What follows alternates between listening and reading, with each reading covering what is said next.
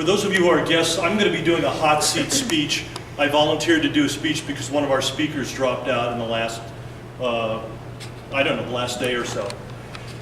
But the speech that I'm going to give has been inspired as an homage, by the way, to Tom, who's not here, because he gave a hot seat speech last week about hiking and being out in nature. And also, I was inspired because recently I got a chance to see the PBS special that was done by Ken Burns on our national parks. How many people have seen any or part of that?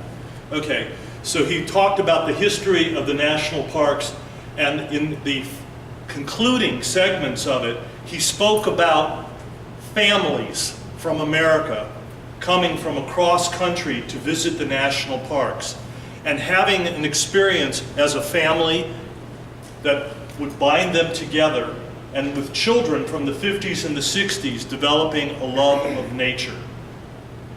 It was actually a pretty emotional experience. When I was a child, my parents didn't do camping, and I had to learn how to do camping and hiking on my own. But it was a real important thing for me to offer my young son experiences in camping and backcountry work so that he would love and appreciate nature.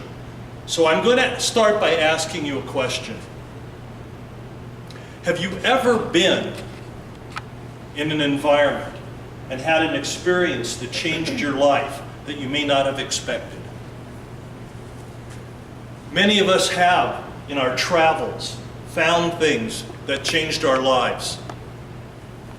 I want to talk about an experience that I had when I was 24 years old.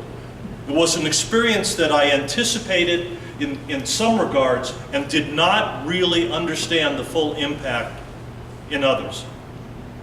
So at 24, between my BA and my MA work, I had about 9 months off, and I worked for the state of California, the state park system. I met rangers, I met a lot of people, and I befriended some of the people that worked in the park. I went on this backpacking trip with my friends Stuart Wilson and his wife Cecil. Now, their names are not that important to you, but they're very important to me, because for many years we had a relationship where we got to go to the high country, to the mountains, and on backpacking experiences together. We shared a lot, and for those of you who have done any kind of backcountry work, when you go back, when you get out of your car and you put on your pack and you walk down a trail and you're out there in the wilderness, you're depending on one another. You have to get along, you're going to see things and do things that are going to be an adventure, if for no other reason that if you get hurt in the backcountry, your life could be in danger. Now, I'm not talking about the danger, I'm talking about Desolation Meadow. Has anybody here visited Desolation Meadow? It's in the Central Sierra. It's very much in the high country. The elevation is about 9,200, 9,300 feet. It's right at timberline.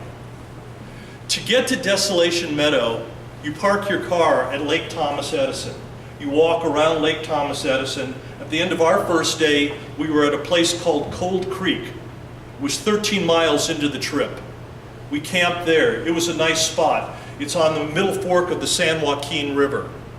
The next day we got up and we walked another 9 miles, but now we were doing switchbacks up into the real high country. And at the top of the switchbacks, you're following the stream, and in some places it's a waterfall coming down out of Desolation Meadow.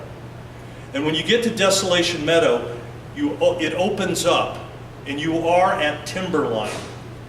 Now, timberline varies depending on the latitude that you live at in the world. But in that part of the world, timberline is right about 9,200, 9,300 feet, which means that trees do not really grow or exist above that elevation. There might be meadow or grass, there might be some shrubs, but even those will stop as you get into the higher elevation. The thing that changed my life at the age of 24 was looking up from Desolation Meadow, which is spectacular in its beauty. And looking up on either sides, I'm surrounded by these cavernous mountains.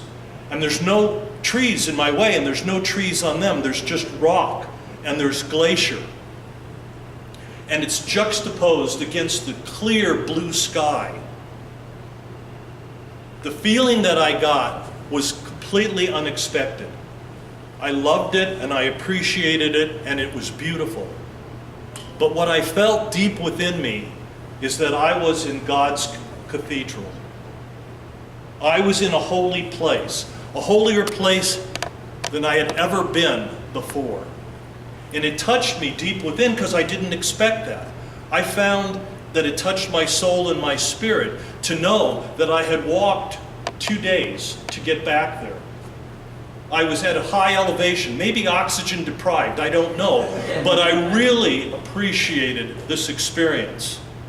That night, a full moon rose. As a matter of fact, it was so full and so big that it woke me in the middle of the night and I couldn't go back to sleep.